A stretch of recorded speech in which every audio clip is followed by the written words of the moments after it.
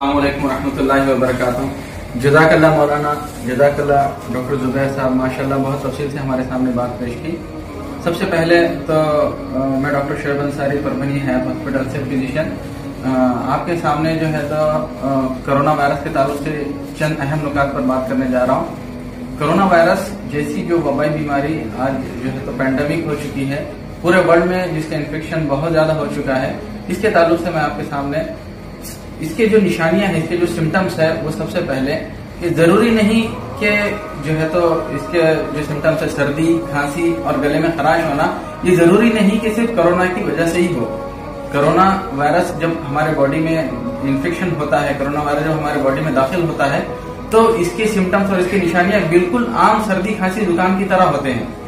तो आप सबसे गुजारिश ये है कि अगर ऐसे सिम्टम्स हमें मिले, हमें या हमारे फैमिली मेंबर हैं या कोई हमारे फ्रेंड्स हैं जिनको सर्दी, खांसी, गले में खराश और जो है तो सांस लेने में तकलीफ, ये निशानियां और ये सिम्टम्स हमको अगर मिलते हैं तो सबसे पहले हम इसका टेस्ट कराएं।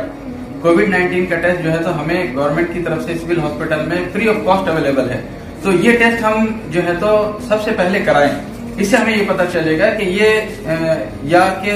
जो है तो कोरोना वायरस की वजह से है या ये अदर देन कोरोना वायरस दूसरा वायरल इन्फेक्शन है। तो इससे हम घबराएं नहीं। जब जो है तो देखने में बात ही आती है कि जब हम पेशेंट को कहते हैं कि आपको सर्दी, खांसी, जुकाम है, आप जो है तो कोरोना वायरस का टेस्ट कराइए, free of cost civil hospital में गवर्नमेंट की तरफ से किया जा रहा है, तो लोग घबरा जाते हैं। तो इसमें घबराने की कोई बात नहीं है, हम इसका जो है तो टेस्ट कराएं। जब हम इसे टेस्ट कराएंगे तो हमें पता चलेगा कि वाकई में कोरोना वायरस का इन्फेक्शन हुआ है या नहीं हुआ है। और दूसरी चीज ये है कि हो सकता है कि आपको कोरोना वायरस का इन्फेक्शन हो गया हो लेकिन आपको सिम्टम्स नहीं आए हो, आपको सर्दी, खांसी, जुकाम नहीं हो, उन्हें कहते हैं असिम्प्टोमेटिक कैरियर। ऐसे लोग, ऐसे पेशेंट जो असिम्प्टोमेटिक कैरियर होते हैं, वो दूसरे लोगों को कोरोना वायरस पहुंचाने का जरिया बन सकते हैं। इसलिए ऐसे लोगों को क्वारंटाइन के लिए रखा जाता है 14 दिनों के लिए, कम से कम जो है तो 2 हफ्तों के लिए। ऐसे लोगों को क्वारंटाइन पीरियड कहते हैं कि हम क्वारंटाइन पीरियड के अंदर जो है तो जब हमें जैसी हिदायत दी जा रही है हम वैसा अपने घरों के अंदर रहें, और जो है तो जब तक बहुत ही ज्यादा जरूरत ना हो